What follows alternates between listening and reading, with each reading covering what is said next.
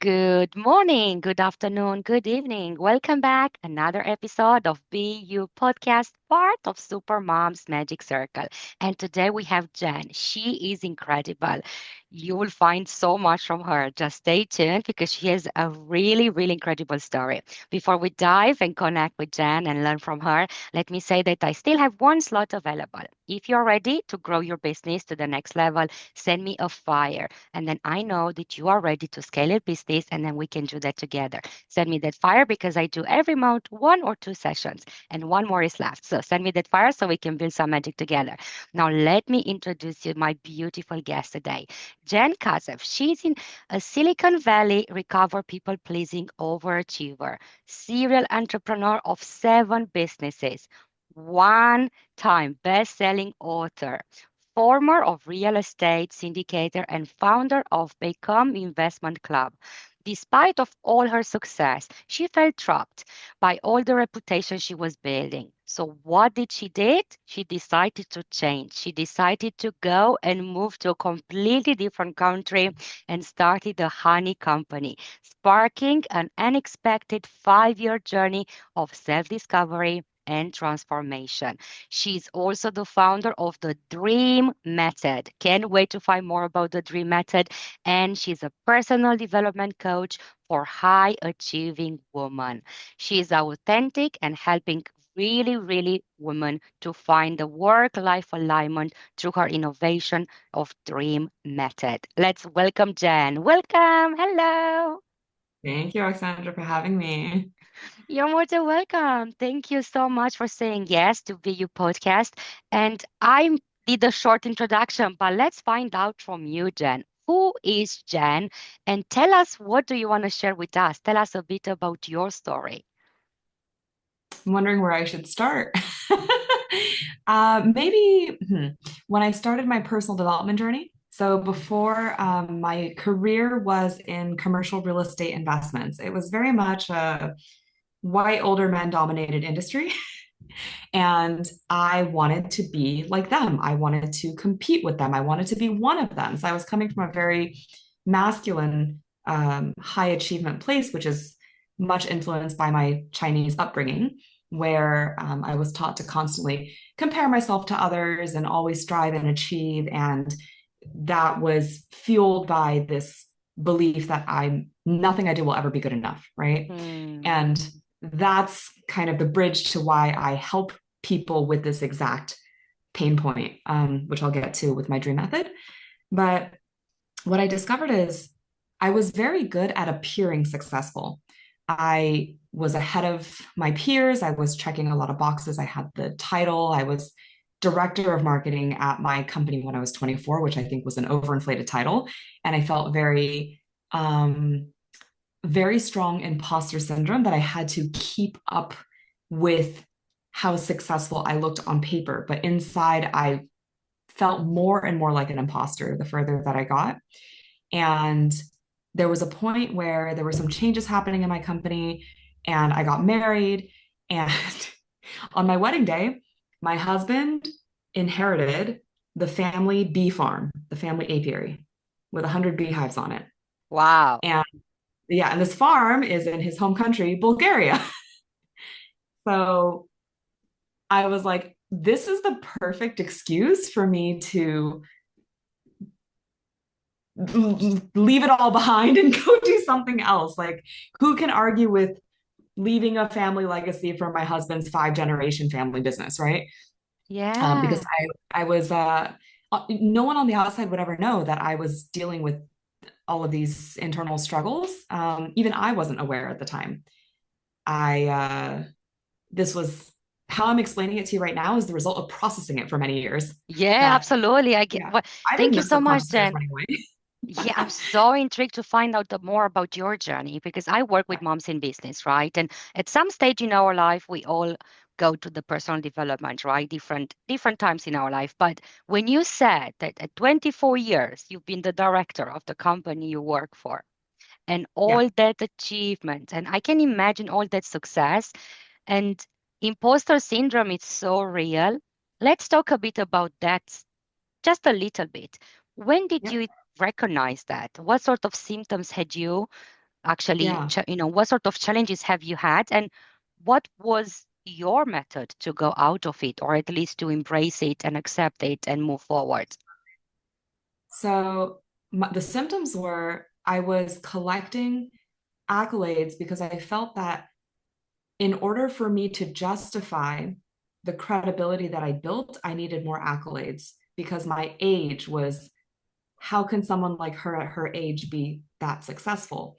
So, the number one best-selling book that you mentioned in my intro, I literally did that in order to be able to write number one bestseller in my email tagline to look more successful to compensate for my young age. These were the kinds of actions I was taking to try to cope with the imposter syndrome, which just got me deeper in it. Um, how did I deal with it? I didn't. I ran away. I didn't know how to deal with it at the time. But I was fortunate that I think when I was 22 or 23, I did my first personal development course. It was one of those big group seminar types. And that helped me. It really did give me a lot of new perspective that a lot of the things I'm dealing with are, they didn't use the word subconscious. That's the word I learned later in therapy, but it did have a lot to do with my beliefs. Hmm. So I think that was kind of a starting point for helping my journey after moving to Bulgaria unfold more easily.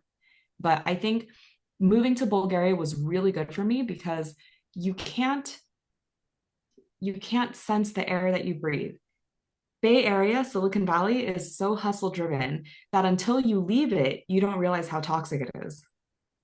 And Oh. when I came to Bulgaria, if you know anything about Bulgaria, it's Balkan, it's Eastern Europe. It's like nobody has a single expectation of me here. There are no hustlers, there's no Bay Area ambition. Um, and for the first time in my life, no one expected a single thing from me. People were just like wowed by who I was. And I did stand out a lot. I was like a bit of a unicorn here. And I actually felt like okay just the way I was for the first time. Like, I'm okay. It I can sounds just be myself. Yeah. Yeah, that's so cool. And I'm so glad that you said yes to this change because I can imagine it was, shall we go? Congratulations for your husband in a way as well. And I remember I met you at the networking event last week. And was it last week or a few weeks ago? Yeah. And 1 week. and I remember when we were talking about our businesses and everything, and you mentioned like, oh, actually, I do something else beside that. And you mentioned about the honey, honeybee. I'm like, oh my gosh, that's so cool and so creative. I really want to learn more from that. So I'm just so glad you came to this, let's say, stage in your life when you are happy. And I can Mhm. see you are happy and I can feel you're happy because you feel that you belong in Bulgaria, even if you are not from Bulgaria. I know a lot Mhm. from, I live in England, but originally I am from Romania. So Mhm. Bulgaria and Romania, they are very similar. They are neighbors, right? And for me, it's the other way around. When I go to Romania, I feel like everyone has expectations from me. And England Yep. is the space where I'm like, you know what? I can be me. So Yeah. it's whoever listening, to this podcast, you need to find your space. You need to find where you feel you belong and where you can show up as you and being you. What being you means to you, Jen? I've redefined this many times for myself. So thank you for asking. Initially, it was based off of my successes, my resume, my accolades, and my income, and all these things. Nowadays, what makes me me is, or how I would define my success, maybe is how I'd want to answer this question, is that definition has really expanded to what makes me feel aligned, what makes me feel happy, and what gives me purpose. And that can change, which is something I've accepted as well, because growing up, there was this, expectation that you should know what you want. It's one thing, you have one career, you have one purpose, it never changes. You do that till you die. And nowadays, I'm like very okay with it's whatever I feel aligned with at the moment, whatever brings me joy, whatever brings me purpose, and it could change. Love that. Love that. Thank you so much for sharing it. That's 100% hits home for me as well. I can resonate to that so much. It took me so long to be like, I can have a new identity. I can be a better version of myself and a new version and a new version. I was like, what's happening? What's going on? Yeah. So And it's our identity okay. always changes. We become moms, we become entrepreneurs, we become wives, we become friends and mentors and so many things. Hmm, It's always changing. absolutely. So it sounds to me, Jen, that when you were in that situation where obviously your age didn't really help you in that particular stage, which I was there as well because my first successful business was when I was 16 and everything worked super good. And yes, I had to deal with that as well, which was good. I didn't really care at the time. But now when I'm like, oh my gosh, yeah, actually subconsciously definitely had some, wounds left. Um, did you feel that you had to overachieve in order to be good and to feel accepted? Yeah, I had to overcompensate so much because I lacked experience, I lacked perspective, and I was very insecure about this. And what I would do is, I think for the people who did try to mentor me, I was so difficult because I couldn't accept being contributed to because I had to have it all together or already know it all, even though clearly I didn't, because there weren't enough number of years for me to even acquire such experience. Um, so I was very, um, I came off as I think arrogant and egotistical as well as a protective mechanism. Yeah. Hmm. So what would you say to that 24 years old or even 23 years old lady if you have to Yeah. go back and talk with her? What would be your advice now? It is okay to be exactly where you are and exactly where you are not. No Hmm. one expects you to be on the same level as these 60-year-old men. That's beautiful. That's Yeah. beautiful, Jen. Thank you so much for sharing that. I love the name of your method, Mhm. Dream Method. Let's dive in. Tell me the story about Dream Method. So I started the Dream Method. It's been a long time coming, but officially I launched it a year ago, and it's an acronym. So Dream, this was also one of the funny connections I made, but a lot of people told me that when they do work with me, they get interesting dreams that, visualize their future or help them process things without them thinking about it because it happens in the subconscious. Um, a lot of coaching I used to do before, I used to be a performance coach, very action based, kind of like executive coaching, and very surface level cognitive behavioral therapy type coaching, which I still use. It's still very useful, but it doesn't solve the long term problems. Dream Method works more in the subconscious, although it combines both. The D stands for defining the source of your dissatisfaction, because why we're actually unhappy or unfulfilled is not usually what you think it is. Usually we think it's these surface level symptoms, but it's actually something much deeper. And the R is to remove the root cause of that resistance. So that usually has to do with going back into childhood. When did this start? Right? A lot of our beliefs and thought patterns and sabotage strategies are very, very old. And so I do a lot of NLP work, neuro linguistic programming, that helps reprogram some of those early childhood traumas. And then E is to expose and express your true self, your authentic self. This is where we do work on core values. We learn about our own motivation strategies, the ones that are intrinsic. This is the part where you really learn to hear and trust your own gut. Now that all the crap is out of the way, because before there are all these other noise things like external expectations. We can't even hear our own voice. We've been shutting it out for so long. Now at the E, we can finally start to tap into that and learn to trust it as our inner compass.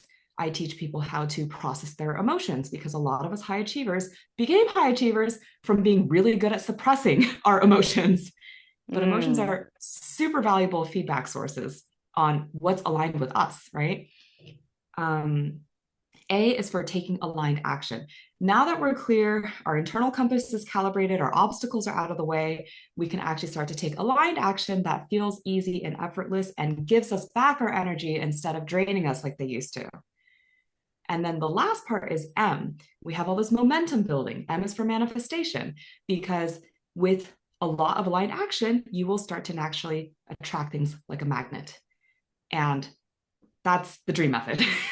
Yay! I love it. I love it. I love it. And congratulations for building something so unique. And I totally agree with everything you just said. And I can see how powerful this is and how transformational will be.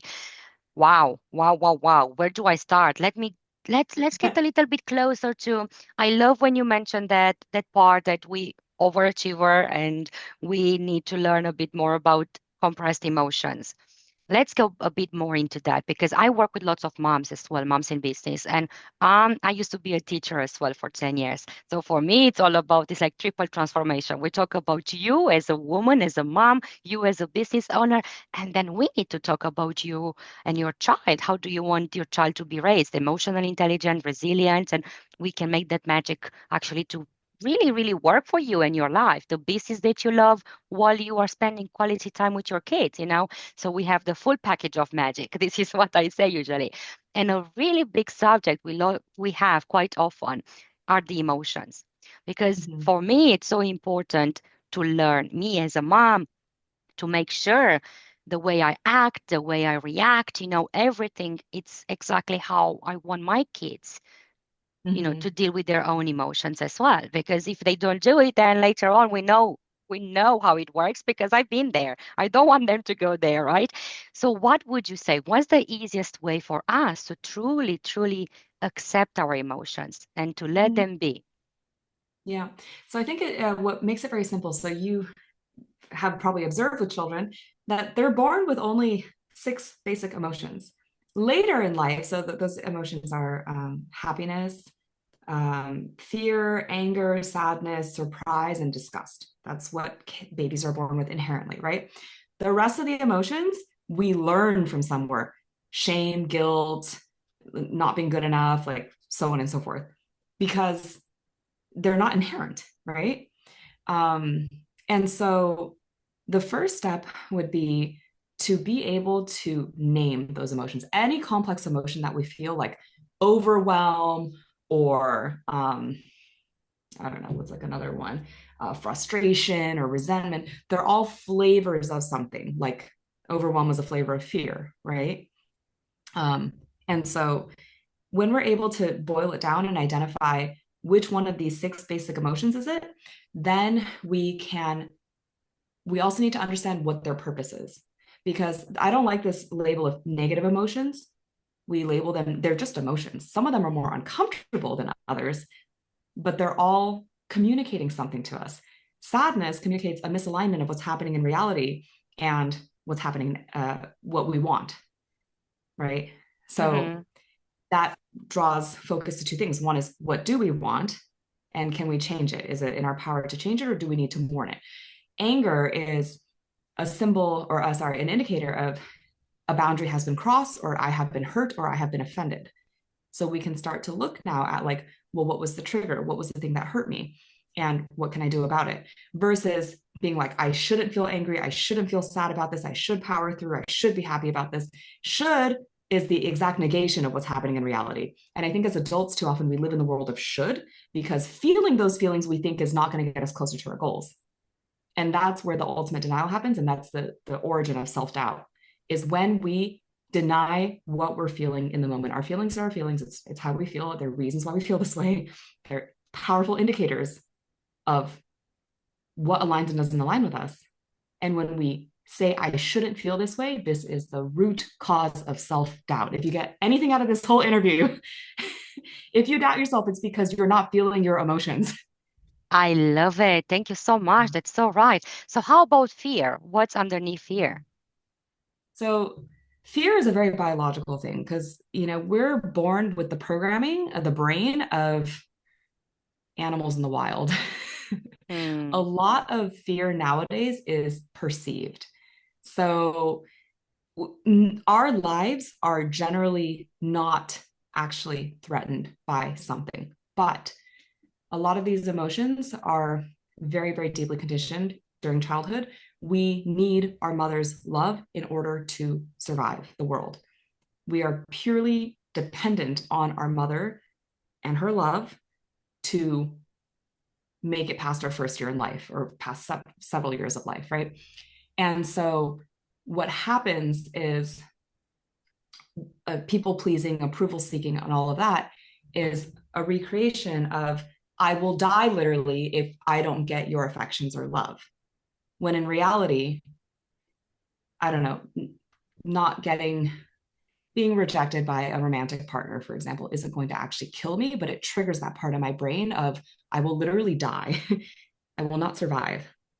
Mm-hmm. Um, and so with fear, what I do with my coaching is I help people actually understand where it comes from and actually put it into perspective of like, this is not actually life threatening, but it's triggering the part in your brain that's telling you it is. So people can understand it better and then have more control over what they do with that information. It's like, oh, brain, I notice that you think I'm going to die because, this fear is coming up. And reality check, that's not happening. That's a very simplified version of saying that. Fantastic, Jen. You are incredible. I love it. And what I love so much about you is that you have all the rich experience and you've been through that personal development. Like you said, you started very early. And now I love when you said that you do a bit of CBT as well, cognitive behavior therapy, but also NLP. Let's talk Mhm. about NLP and how this helps in your practice. I mean, it helps with everything. How it helps my practice is I mean, all of my courses or offers, or I do group courses and one-on-ones, it's all based on NLP tools. I work a lot with conscious and subconscious. So I guess one of the first things I do is I educate my clients about what is the difference and how do you know which one is talking. And sometimes what we can do is align the subconscious with the conscious. Sometimes we can align the conscious with the subconscious, depending on which belief we want to have, right? And yeah, I guess the theme of all of what I teach is about alignment, which is Hmm. the But let's subconscious go together back. with the conscious. Yeah, yeah, I love it. So let's go back to basic. If someone who's listening to us, they don't know what NLP is and what NLP Mhm. can do to them, just in very simple language, can you just explain us a little bit how powerful this Sure. tool is? Yeah, so neuro linguistic programming is what NLP stands for, neuro brain linguistic language. How do we use language to reprogram and rewire how our brain works? Other way around as well, how our brain works, you can tell as a coach, as a trained listener of how brain works, the way you speak about stuff is very revealing about what's going on in the brain. And so it's a form of talk therapy. There are a lot of tools like visualizations, meditations, hypnoses that I use. There are a lot of tools that help align the conscious, which is the frontal lobes of the brain, the logical thinking part of the brain. If I do this, this will make me more successful. I know I should do this, so on and so forth. Subconscious brain says, that's not safe, that's scary, that's unknown. um, and so, how do we get the two of them to actually be on the same team? Because often they're in conflict of each other. So sometimes the conscious brain will say something like, I should really work on my discipline to get my business where I want it to be, for example. And the subconscious says, that's too hard for me. Now, which one do we listen to? It depends which one is aligned, right? And it could be a combination of the two.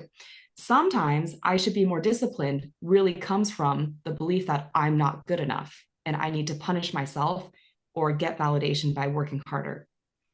Sometimes this is too much for me means my body needs rest. Other times it means, no, I really know I should push myself harder. And this is just keeping me safe and comfortable. So, how do we actually distinguish which one is going to serve us depending on our goals and how can we align them both to work in our favor?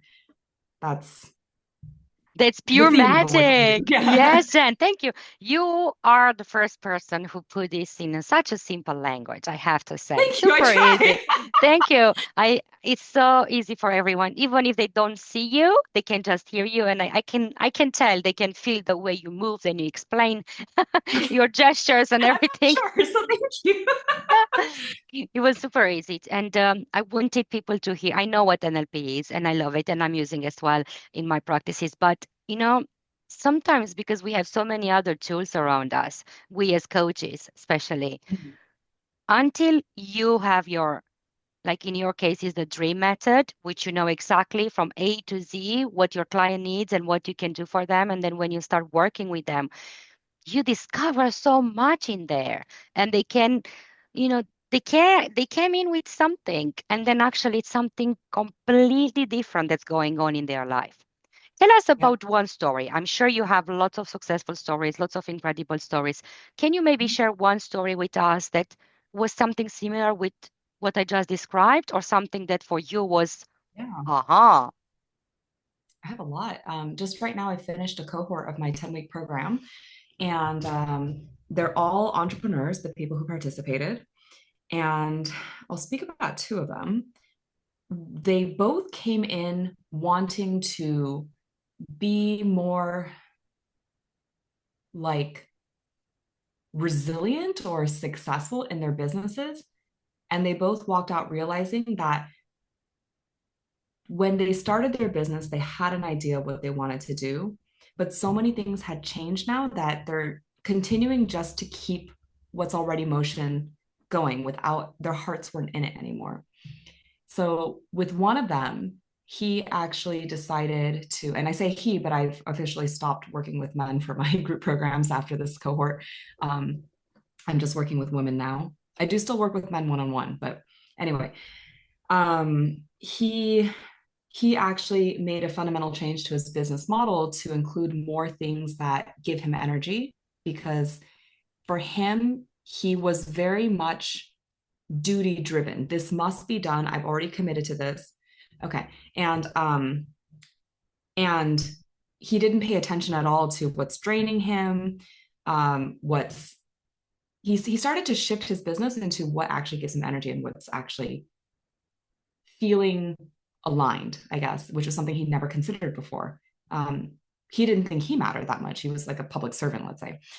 With the other client, she had started a business 10 years ago, built it to 130 employees, very successful, but started to feel like an imposter. And this is because her heart wasn't in it anymore. And everyone knew her as this very successful businesswoman who built this amazing organization. And she had to fake still being that woman that everyone thought she was and living up to their picture of her. And what she realized is the biggest change that happened in the last 10 years is her co-founder was no longer by her side and she really doesn't want to do it by herself anymore. And when she realized what she really needed, because she's not someone to ever ask for the kind of help she actually needs, she started learning about boundary setting. She started learning about asking for what she wants, like in a very authentic way, not just the safe way, but like the vulnerable way. And she started actually getting the support that she needed in her business. And she's actually going to continue with her initial initiative without an expectation that I should already be a certain way or should already be this way. She also became a mother during that time as well. So that changed a lot of like her ability to how she showed up and things.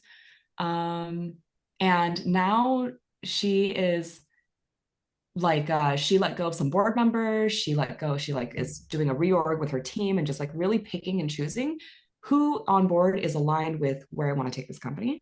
And those are really big changes because she used to be a really really big people pleaser before. So That's yeah. fantastic. Thank you, Jen. Thank you for sharing and congratulations to you as well, because it's definitely your work in there and it's your success. I'm always saying that to my clients as well, that you do contribute a lot to their success. And this is my focus. My focus is to make as much as I can, to give value to them so they can really get where they want to be.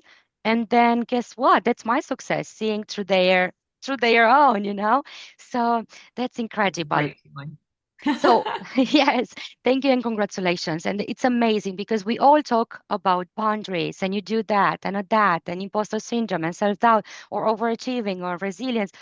But we need to stop a little bit and really see, is that something that I need or how do I make it happen if I need that?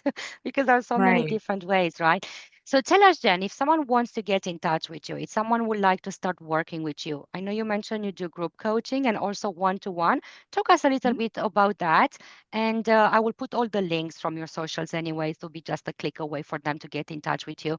But just talk with us a little bit about how people can work with you. Absolutely. So, one of the samplers I have for my 10-week program is a 3-day challenge that I am currently running. Well, I don't know if you're going to have this podcast up by this weekend, but this Friday I have a 3-day Wake Up in Love with Your Life challenge, it's called. Says a lot by the name. And it's a sample of the dream method. Um, and then I also am launching a set of digital courses as well to get your feet wet. One of them is called the 5 minute reset, go from overthinking to clarity in just 5 minutes. It's a very holistic technique. It's somatic. It's, you know, uh, neuro, and it helps you stop analysis paralysis and overthinking patterns. Um, and that's just something that's very accessible to everyone. So there's that. There's a 3-day challenge. I have my 10-week program as well that I run. I want to say I want to run it like once a quarter, but baby is due in a few wee months. So maybe the end of this year will be question mark. Oh, congratulations. I completely Yeah. forgot about that. I have to say, Yeah. you told me you're pregnant. So, yay, Yeah. congrats. Yeah. Yeah. Oh, I So take it yeah, easy. with a Yeah. 10-week program, it's a little bit question mark about that one, but But that's still, cool. yeah. I mean, if you write me via my website or my socials, yeah, I can put you on a wait list and keep you posted about that. And then yeah, right now because I'm expecting a baby, I am doing a lot more digital courses, but I do have one-on-one clients all the time. Hmm. So, oh, and the other thing too is I just started offering. Some of my clients have teenage daughters, like high school age daughters, and I just started a cohort for high school girls actually, because the moms wanted their daughters to have those same skills and actually go to college with confidence, knowing how to set boundaries, knowing how to speak up and advocate for themselves, knowing how to handle high academic stress and, being in a new Mm, environment or even studying in a foreign country, and just build that resiliency. So I I'm love it. doing that as well. Jen, And that's actually, two girls incredible. are Romanian. Yes, oh, Yeah. that's so Yeah. cool. And that's actually a really good niche. We have to talk about that from a business perspective because it's such a unique place in the market that we can probably make the most of it. So yeah, we're gonna talk Yeah. about it later on. This, thank you so much, Jen. Before I let you go, I have one more question for you, please. Just share with us if you if you can, if you want. What's your biggest dream? My biggest dream right now, ooh, big dream. I don't know. I feel like I'm already living my dream life in so many ways that I don't have those big visions that I used to. I really want to fly first class on United Emirates for some reason. That was just like one of those imprinted pictures that I had from my earlier years. I still haven't done that yet. But I think it's raising my kids and my family. I want to have 3 kids, and I want to raise my family in a place that feels safe and also where I feel like they're going to really be set up for success in like mindset, in social skills, in life skills, in money, wealth, entrepreneurship, whatever they choose. Just, um, yeah, that's kind of where my mind's at right now. That's fantastic. And I'm so glad you said that because you definitely did all that inner work. And based where you are now, you're living, you are creating your own reality. And now, especially because you will be a mom soon, it's just so beautiful to hear that this is what you want for you. And you want 3 kids, that's even better. So more joy to come in your life. That's amazing. Thank you, Jen, so much. I'm so grateful to have you in my life now, I have to say. I'm so excited to get to know you even more, even better, because I have so many ideas that we could do so many collaborations together. But we're going to talk about it after this episode. Whoever was listening to us, please go get in touch with Jen. Send her some butterflies so she knows you're coming from this beautiful community. And then she will have her arms open for you. Thank you again for watching BU podcast and keep in touch. And remember, send me that fire. If you really want to get your business to the next level, send me a fire. Let's have a chat, really, really deep chat to really see what can we do to help you with your business. This was all from today. Keep on smiling, keep on shining. Bye.